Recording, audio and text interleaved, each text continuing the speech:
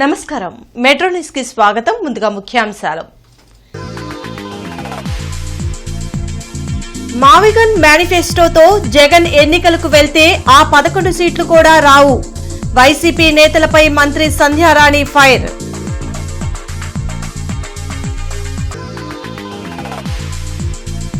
కొనసాగుతున్న శంకర్ విలాస్ ఆర్ఓబీ నిర్మాణ పనులు. పాదచారుల కోసం ఫుట్వే ఏర్పాటు చేయాలని కోరుతున్న నగరవాసులు.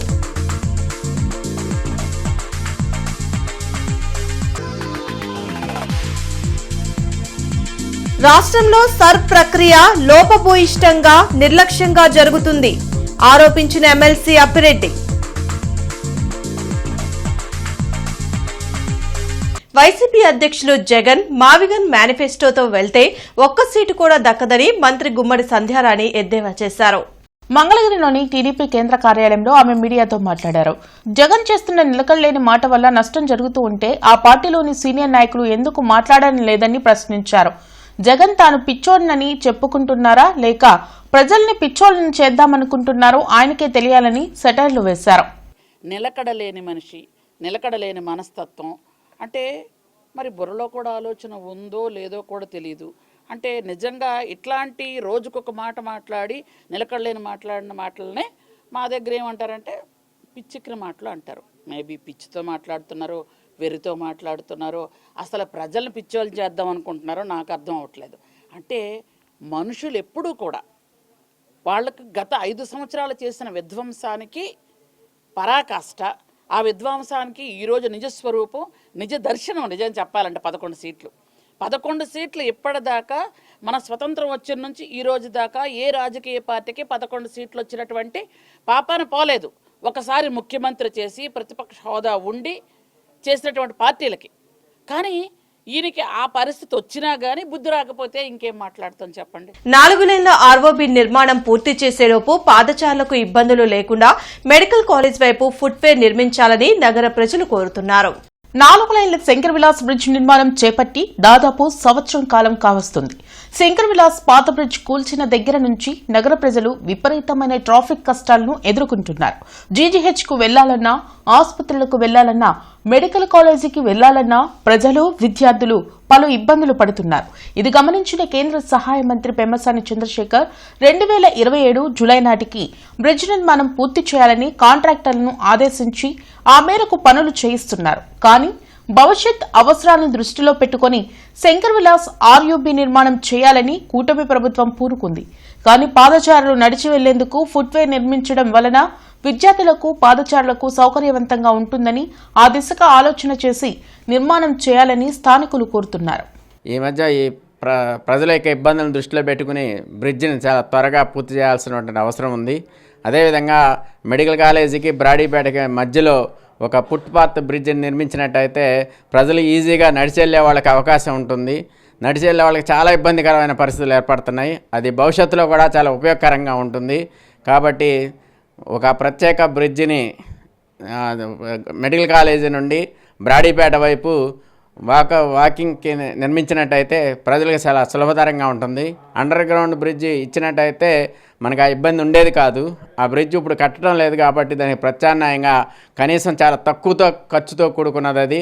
కాబట్టి మెడికల్ కాలేజీ నుంచి బ్రాడీపేట 4వ వార్డు రోడ్డుకి కానీ 3వ వార్డు రోడ్డుకి కానీ కనెక్షన్ ఇచ్చినట్టయితే మనకి ఈజీగా ప్రజలు అదరించి దానికి వెళ్ళడానికి అవకాశం ఏర్పడుతుంది. చేబ్రోలు మండలం సెలపాడులో పేలుడుతో ప్రజలు భయాందోళనకు గురయ్యారు. పంట కాల్వలో వ్యర్థాలను తొలగిస్తుండగా ఈ బ్లాస్ట్ జరిగింది. ఈ ఘటనలో ఒకరికి తీవ్ర గాయాలయ్యాయి. పేలుడు దాటికి తాటి చెట్లు ధ్వంసమయ్యాయి. బ్లాస్ట్ గల కారణాలపై పోలీసులు ఆరా తీస్తున్నారు.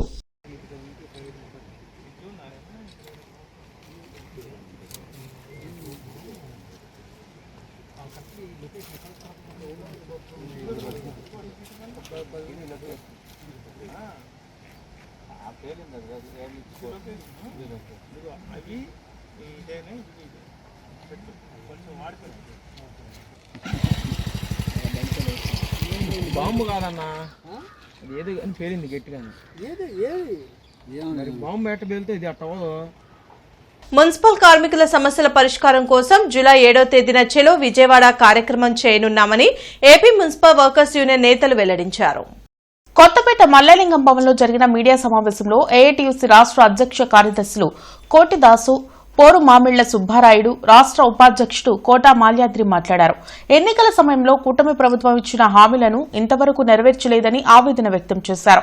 అవుట్సోర్సింగ్ ఉద్యోగులకు పని భద్రత లేదని అన్నారు. గత 2 ఏళ్లుగా చనిపోయిన వారి స్థానంలో ఇంతవరకు నియామకాలు చేపట్టలేదని మండిపడ్డారు. 7 డిమాండ్లతో కూడిన విజ్ఞాపన పత్రాన్ని ప్రభుత్వానికి సమర్పించామని, దానిపై ఇంతవరకు ప్రభుత్వం స్పందించలేదని అన్నారు. ఈ కార్యక్రమంలో నగర అధ్యక్షులు కోటి వీరాంజనేయులు, చల్లా మరియదాసు, బి తిరుమల, సిహెచ్ విజయకుమార్ తదితరులు పాల్గొన్నారు.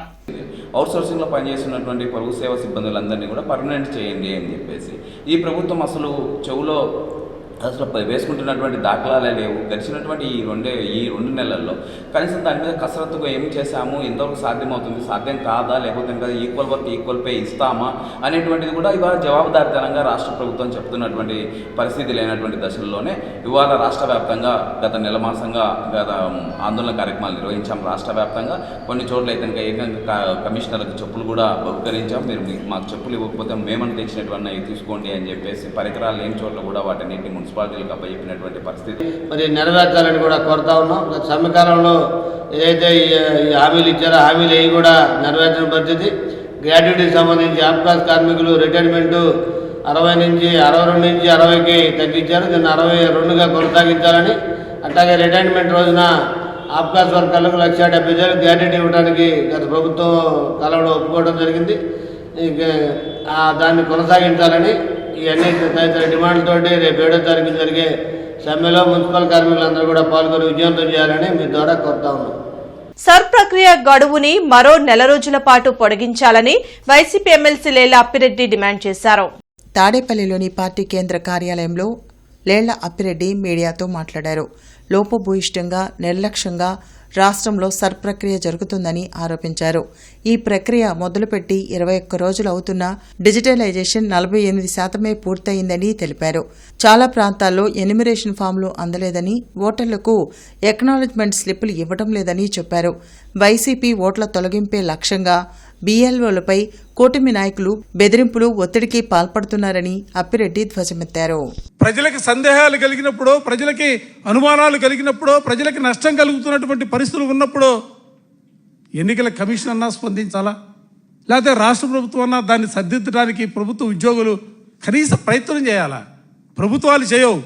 కానీ ఎన్నికల కమిషన్ ఇచ్చినటువంటి ఆదేశాలను అందిపుచ్చుకొని ఎవరైతే ఎన్నికల ఈ ప్రక్రియలో బాధ్యతలు నిర్వహిస్తూ ఉన్నారో ఆ నిర్వహిస్తున్నటువంటి అధికారులు వీటన్నీ కూడా రెక్టిఫై చేయడానికి ప్రయత్నం చేయాలి. ఎక్కడా కూడా ఆ ప్రక్రియ జరుగుతున్నటువంటి పరిస్థితి లేదు. కాగితాల మీద మాత్రం 99% మేమంతా కూడా ఫారాలు పంపిణీ చేశామని చెబుతున్నటువంటి మాట. కొన్ని చోట్ల ఈ ఫారాలకు సంబంధించి పంపిణీ చేసే ప్రక్రియలో టీడీపీ బిఎల్ఏలకు ఇస్తా ఉన్నారు ఈ ఫారాలు కూడా. బంగాళాఖాతంలో ఏర్పడిన అల్పపీడనం వాయుగుండంగా మారింది. దీని ప్రభావంతో రాగల 24 గంటల్లో రాష్ట్రంలో అనేక చోట్ల తేలికపాటి నుంచి మోస్తారు వర్షాలు కురిసే అవకాశం ఉందని వాతావరణ శాఖ అధికారులు తెలిపారు. ఉరుములు, పిడుగులు పడే సమయంలో ప్రజలు అప్రమత్తంగా ఉండాలని సూచించారు.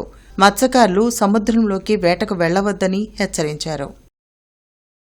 ఖర్చు తక్కువలో సమర్థవంతంగా పనిచేసే వైద్య విధానం ఆక్యుపంక్చర్ వైద్యమని ప్రముఖ ఆక్యుపంక్చర్ వైద్యులు డాక్టర్ ఎస్ గమనం పేర్కొన్నారు. అరండల్పేటలోని అవగాహన సంస్థ కార్యాలయంలో ఆక్యుప్రెజర్, ఆక్యుపంక్చర్ వైద్య విధానం ఉపయోగాల గురించి ఆరోగ్య సభ జరిగింది. ఈ ఆరోగ్య సభలో ప్రముఖ ఆక్యుపంక్చర్ వైద్యులు డాక్టర్ ఎస్ గమనం, డాక్టర్ హుస్సేన్ ప్రసంగించారు. ప్రస్తుత జీవన విధానంలో వస్తున్న దీర్ఘకాలిక రోగాలకు ఆక్యుపంక్చర్ వైద్యం సమర్థవంతంగా పనిచేస్తుందన్నారు. మందులు వాడకుండా కేవలం నాడీ వ్యవస్థను యాక్టివేట్ చేయడం ద్వారా పలు వ్యాధులు నయం చేయవచ్చన్నారు. ప్రధానంగా పెద్ద వయస్సు వారిలో వచ్చే పక్షవాతానికి ఆక్యుపంక్చర్ వైద్యం అద్భుతంగా పనిచేస్తుందన్నారు. ఈ కార్యక్రమంలో కొండవీటి జోజయ్య, చల్ల అంజురెడ్డి, కొండ శివరాంరెడ్డి తదితరులు పాల్గొన్నారు. మనము కొన్ని వ్యాధులకు అలోపతి మీద ఆధారపడాలి, తప్పదు. ఇప్పుడు యాక్సిడెంట్ అయ్యి కాలు ఇరిగినప్పుడు మనకు దానికి అలోపతినే ఇది. కానీ చిన్నదానికి పెద్దదానికి ఇవాళ జరుగుతున్నది ఏంటంటే మందులు విపరీతంగా వాడుతున్నారు. దానివల్ల మందుల వల్ల వచ్చేటువంటి సైడ్ ఎఫెక్ట్స్, మళ్ళీ దానికి మళ్ళీ మందులు, దీంతో ఏమైపోతుందంటే ఆకుపంచర్ ఏం చెప్తుందంటే నీ శరీరమే నీ రోగాలను నయం చేస్తుంది. కాబట్టి శరీరంలో సహజంగా వచ్చేటువంటి జ్వరము, తలనొప్పి, జలుబు, మోషన్స్ అవుతాయి. ఈ సిస్టమ్ అంతా ఏంటంటే వీటిని హీలింగ్ రియాక్షన్స్ అంటారు. అంటే జబ్బును తగ్గించుకోవటానికి శరీరం పడే తపన.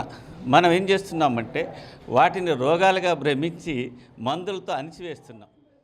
విద్యుత్ రంగంలో వెంటనే పీఆర్సీ కమిటీని నియమించాలని, కాంట్రాక్టు కార్మికులను రెగ్యులరైజ్ చేయాలని కోరుతూ రౌండ్ టేబుల్ సమావేశం జరిగింది. పాతగుంటూరులోని సిఐటియు కార్యాలయంలో United electricity employees union, United electricity contract union నేతలు రౌండ్ టేబుల్ సమావేశంలో పాల్గొన్నారు. ఉద్యోగులు ఎదుర్కొంటున్న పలు సమస్యలపై చర్చించారు. సమస్యల పరిష్కారం కోసం ఈ నెల 15వ తేదీన రిలే నిరాహార దీక్షతో పాటు ఆగస్టులో చలో విజయవాడ కార్యక్రమాన్ని చేపట్టనున్నట్లు యునైటెడ్ ఎలక్ట్రిసిటీ ఎంప్లాయీస్ యూనియన్ జిల్లా కార్యదర్శి దాసరి వెంకట్రావు తెలిపారు. కార్యక్రమంలో నాగరాజు, నాగ బ్రహ్మచారి, రామ్ ప్రభాకర్ తదితరులు పాల్గొన్నారు. సంవత్సర కాలం నుంచి పెండింగ్లో ఉన్నాయి. ఈ సమస్యల్ని అన్ని పరిష్కారం చేయాలని చెప్పేసి యునైటెడ్ ఎలక్ట్రిసిటీ ఎంప్లాయీస్ యూనియన్గా, అట్లానే కాంట్రాక్ట్ వర్కర్స్ యూనియన్గా మేము కార్యక్రమాలు నిర్వర్తిస్తున్నాం. ఈ నెల 15వ తేదీ 3 కంపెనీల పరిధిలో రిలే నిరాహార దీక్షలు చేయాలని, అట్లానే ఆగస్టు 10వ తేదీ చలో విజయవాడ కార్యక్రమాన్ని నిర్వర్తించాలని చెప్పి మా రాష్ట్ర కమిటీ నిర్ణయించింది. దానిలో భాగంగా ఈరోజు మన రౌండ్ టేబుల్ సమావేశం గుంటూరులో జరుగుతుంది.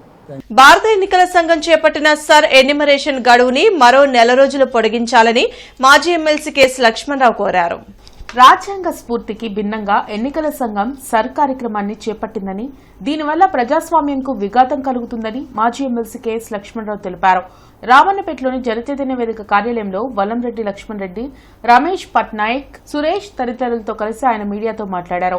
ప్రస్తుతం ఉన్న ఓటర్ల జాబితా నుంచి ఓట్లు తొలగించే కుట్రలు జరుగుతున్నాయని, ప్రతి ఒక్కరూ అప్రమత్తంగా ఉండి తమ ఓటు పోకుండా చూసుకోవాల్సిన అవసరం ఉందని లక్ష్మణరావు చెప్పారు. అనేక జిల్లాల సమాచారాన్ని మనం చూస్తే సుమారు 40% మాత్రమే తిరిగి వచ్చింది. గుంటూరు లాంటి జిల్లాలో 48% మాత్రమే తిరిగి వచ్చింది. అంటే ఇంకా 10 రోజుల సమయం మాత్రమే మిగిలి ఉంది. ఈ 10 రోజుల్లో మహా వస్తే ఇంకో 30% రావచ్చు. అంటే ఇంకా 30% రాకుండా అయిపోదు. కాబట్టి ఈరోజు ఈ మీడియా సమావేశంలో మేము డిమాండ్ చేస్తుంది అందరం కూడా, ఆంధ్రప్రదేశ్లో సర్ ప్రక్రియకు సంబంధించి, ఈ ఎన్యూమరేషన్ ప్రక్రియకు సంబంధించి ఇంకో నెల రోజులు గడువు పెంచాలి. జూలై 14 నుంచి కనీసం ఆగస్టు 14 దాకా పెంచాలి. అలా అయితేనే ఓటర్లు అందరూ కూడా వాళ్ళు ఈ ప్రక్రియలో భాగస్వాములై తమ పేర్లు నమోదు చేసుకోవడానికి అవకాశం ఉంటుంది. జిల్లాలో ప్రత్యేక ఓటరు నమోదు కార్యక్రమాన్ని అధికారులు ఈ రోజు పరిశీలించారు. సర్ కార్యక్రమంలో భాగంగా పోలింగ్ కేంద్రాల వద్ద ప్రత్యేక ఓటర్ నమోదు కార్యక్రమాన్ని జిల్లాలో చేపట్టడం జరిగింది. బూత్ స్థాయి అధికారులు పోలింగ్ కేంద్రాల వద్ద లభ్యంగా ఉండి ఓటర్ల నమోదు ఫారాలను తీసుకోవడం, ఓటరుకు ఉన్న సందేహాలను నివృత్తి చేయడం జరిగింది. సర్ ప్రత్యేక అధికారులుగా కొనసాగుతున్న జిల్లా రెవెన్యూ అధికారి ఖాజావలి, గుంటూరు పశ్చిమ నియోజకవర్గంలో జిల్లా పంచాయతీ అధికారి బివి నాగసాయి కుమార్, ఫిరంగిపురం మండలంలో జిల్లా నీటి యాజమాన్య సంస్థ ప్రాజెక్టు డైరెక్టర్ వి శంకర్, మంగళగిరి మండలంలో జిల్లా విద్యాశాఖ అధికారి డాక్టర్ షేక్ సలీం బాషా, గుంటూరు పట్టణంలో మిగిలిన అధికారులు ఆయా మండలాల్లో విస్తృతంగా పర్యటించి ఓటర్ నమోదు కార్యక్రమాన్ని పరిశీలించారు. ప్రజలకు సర్పై సందేహాలను నివృత్తి చేశారు. బూత్ స్థాయి అధికారులు చేపడుతున్న విధానాన్ని అడిగి తెలుసుకున్నారు. ప్రతి సోమవారం కలెక్టరేట్, ఎస్పీ, కార్పొరేషన్ కార్యాలయాల్లో ప్రజా ఫిర్యాదుల పరిష్కార వేదిక కార్యక్రమాన్ని నిర్వహిస్తున్నారు.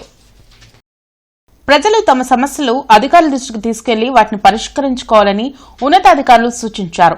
కార్పొరేటర్ కార్యాలయంలో సీజీఆర్ఎస్ జరగనుంది. జిల్లా, నియోజకవర్గ, మండల స్థాయిలో ఈ ప్రజా ఫిర్యాదుల పరిష్కార వేదిక కార్యక్రమం నిర్వహించనున్నారు. ప్రజలు తమ అర్జీలను meekosan.ap.gov.in లో కూడా నమోదు చేసుకోవచ్చని కలెక్టర్ సాయికాంత్ వర్మ సూచించారు. ఫిర్యాదుల స్టేటస్ ను 1100కి కాల్ చేసి తెలుసుకునే అవకాశం ఉందన్నారు. అలాగే రెవెన్యూ సమస్యల పరిష్కారం కోసం రెవెన్యూ క్లినిక్లను సద్వినియోగం చేసుకోవాలని పేర్కొన్నారు. బులెటిన్ ముగించే ముందు ముఖ్యాంశాలు మరోసారి. మావిగన్ మేనిఫెస్టోతో జగన్ ఎన్నికలకు వెళ్తే ఆ 11 సీట్లు కూడా రావు. వైసీపీ నేతలపై మంత్రి సంధ్యారాణి ఫైర్.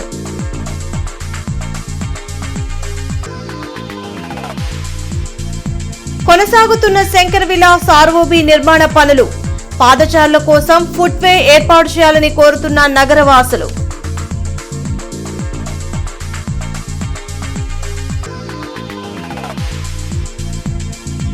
రాష్ట్రంలో సర్ ప్రక్రియ లోపభూయిష్టంగా నిర్లక్ష్యంగా జరుగుతుంది ఆరోపించిన ఎమ్మెల్సీ అప్పిరెడ్డి.